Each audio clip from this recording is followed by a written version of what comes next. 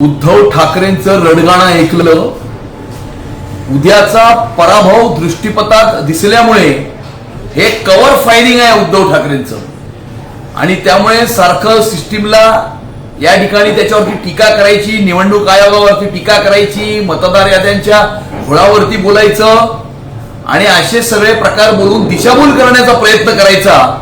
कारण उद्या पराभव झाल्याच्या नंतर सांगायला किंवा स्पष्टीकरण देण्यासाठी काहीतरी कारण पाहिजे आणि उद्यासाठीची तयारी, उद्याच्या पराभवानंतरच्या स्पष्टीकरणाची तयारी उद्धव ठाकरे करत आहेत असं यातून स्पष्ट होत आहे.